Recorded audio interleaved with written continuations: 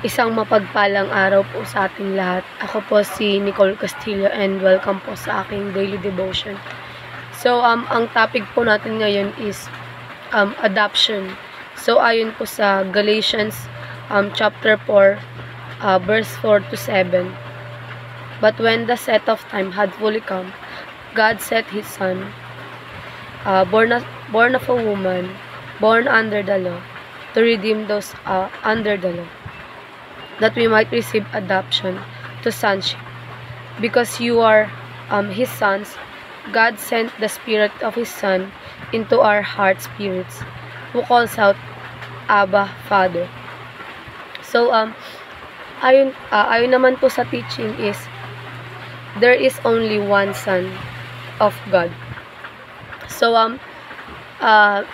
isa lang daw po yung anak ng ating Panginoong Diyos, kundi yun ang Panginoong Hesukristo. So, tayong mga tao is tinuturing na kalaban ng ating Diyos. So, kaya sinugo niya yung nag-iisa niyang anak para sa atin, para tayo ay magbalik loob sa Kanya. And para malinis tayo sa ating mga kasalanan. So, next naman is, we are adopted children through Jesus Christ. So, tayo daw is, naging adopted children daw tayo ng ating Panginoong Diyos is because, yung pananampalataya natin sa ating Panginoong Hesukristo. So, yung, nung naghirap yung Panginoong Hesukristo sa krus ng Kalbaryo, so yung dugo niya is parang ayun yung napunta sa atin, which is yun nga yung naghirap siya.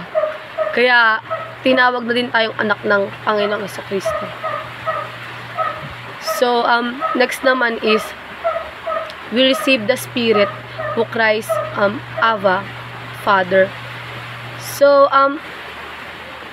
So yun nga, dahil nga sa ating Panginoong Hesukristo is naka-receive tayo ng Espiritu kung saan yun yung nagpapatunay na isa na rin tayo sa anak ng Diyos. And yung Espiritu na yun is yun yung tumatawag sa Ama na Abba, Father. So, yun. So, next naman is, sa application is, stick to our blood relationship with God. So, yun nga, inadapt nga tayo ng ating Diyos. Hindi man sa, kumbaga, hindi tayo yung talagang anak ng Diyos. Kumbaga, yun nga, yung dugo nga ng ating Panginoong Hesukristo is, yun yung nagsilbing parang dugo na rin natin, and yun nga, doon natin naging parang kapatid na rin ang ating Panginoong Hesukristo at anak ng Panginoong Diyos. So next naman is, rely on our union with Christ.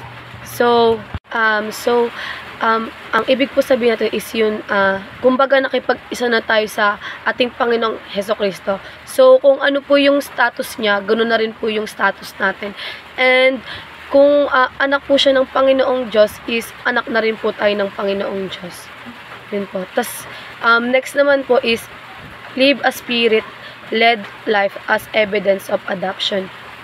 So, kung paano daw po tayo ilad ng Spirito, and kung paano daw po natin yun isinasabuhay yung mga kagustuhan ng ating Panginoon, is ibig sabihin is yung Espiritu Santo yung naglilid sa atin. Kumbaga, ayun yung evidence na anak na talaga tayo ng ating Panginoong Diyos.